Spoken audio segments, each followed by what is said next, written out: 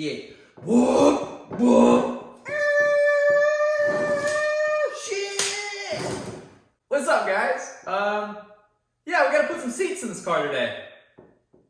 Actually, I've already done it, so I'm just redoing it to show you guys how to do it. This only will apply to you if you have a 240 or a early 260.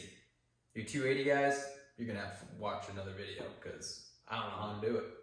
Let's get into it. What's up? I missed you guys. I've been busy. As you can see, I have a lot of crap going on that's not really car related. I actually just built that little pit bike. It came in a million pieces. I was gonna do a video on it, started to do a video on it, and then I just decided I just want to put it together and have fun with it. Maybe I'll do some like ripping around videos, but that was fun. Also been messing with some old school three-wheelers. Just put that in together. I can't get it to run, so yeah, that's an issue. Back working on this thing. That is not mine. That's my roommate's Cyclone, which is very fast and pretty sick. Also have another three-wheeler. This one did run, and now it has no spark. Bad stator, you know? Old stuff. As for the Z, if you guys are new here, I hope you're new. Maybe you'll stick around. But if you're not new, you already know I love to rip this car.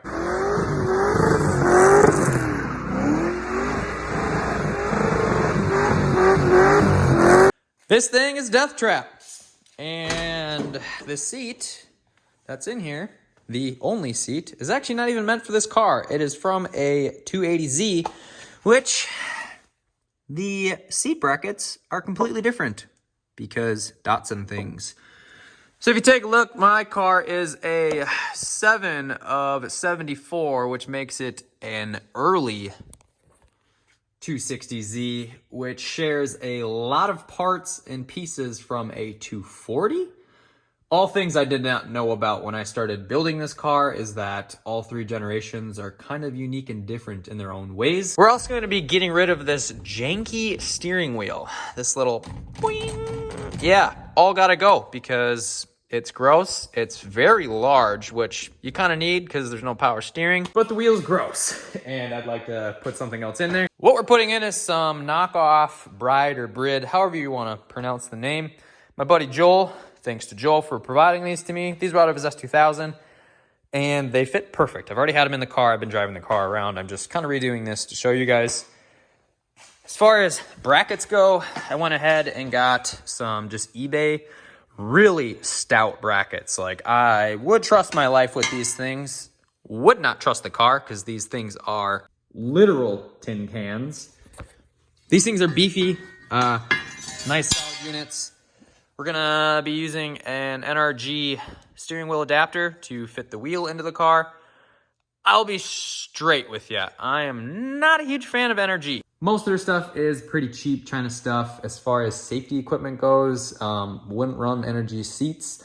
I'm only running these cheapo Brides because, well, they were free, and anything free is saving up for. Comment below if you know which movie that's from. You're probably from the Midwest if you do. Yeah, these things, they're worn, they're beat up, but again, free, and they'll work for now, especially because I didn't have a passenger seat before, and lots of people want rides in this thing.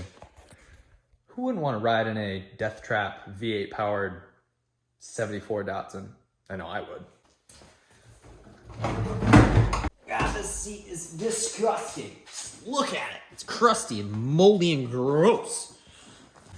Now I've got some room for my gigantic self to work in here. This guy here, you just twist off. Nothing too fancy about it. Mine's already missing a piece, so it's even easier. There's one bolt you gotta remove. It's already kind of loose. Pop that baby off. Now, if you guys like your face, maybe you don't like your face, but either way, it saves a hospital bill.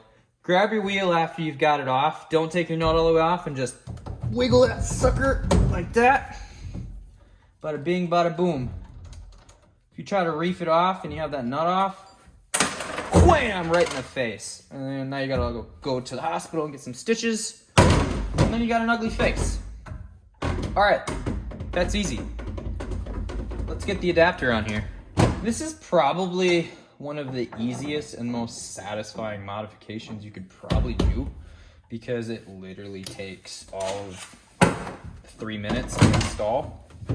That is, if you don't lose the bolt that you just took off. There it is. Slide that back on there. Bada bing, bada. Gonna go with this grip oil. I believe it's a 350 mil. It was free as well, so can't argue with the price again. Probably not what I'll leave in the car. I want to get like a Momo or an O&P wheel for here eventually. Install is very straightforward. Just take all your little Allens and bolt this thing down. Just remember to tighten down your main bolt. Otherwise, you know, that'd be bad driving down the highway and all of a sudden, yeah, you're going into the ditch because you can't steer. Probably not a good thing. That's probably good for now. Yeah, look at that. I like it. It's got that Alcantara covering on there. Feels good. Kind of drifty boyish. Yeah, it's a Nissan, you know. No interior. Yeah. Sketch wires running everywhere. All things I have to fix eventually. The whole car has to actually get rewired because none of the lights really work anymore. I actually have to pull the brake wires out and connect them together because when I drive it at night, I don't have any taillights, so I turn my brake lights into taillights, which isn't safe. I know. I see the comments, guys. You guys are sticklers about safety. Yeah, I don't get it. Have fun. Live your life. That's done. Let's show you how to get these seats in here because riding in here like this is sketchy. I've done it. It's scary. Again, I know. I'm a safety third kind of guy. I get it. All you 280Z owners are going to be real jealous of this part because putting the rails in here is honestly the easiest thing ever. I'm just doing fixed because I am a pretty lanky individual and I pretty much need the seat all the way back. And if you're not lanky, well, sorry, you can't drive my car. As far as putting them in goes, very straightforward actually.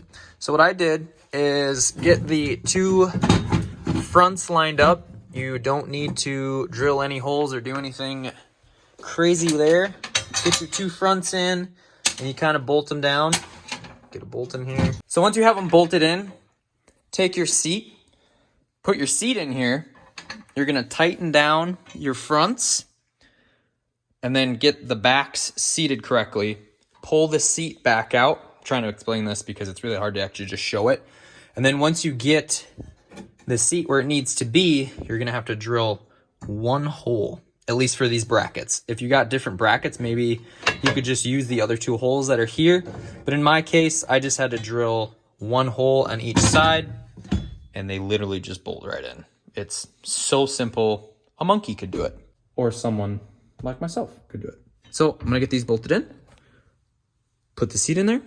Probably just put the other seat in there because honestly, like, I really don't need to show you guys that much. I'm just doing a quick, short, dirty video to show you how to do steering wheel and seats in your early 74 and later Datsun.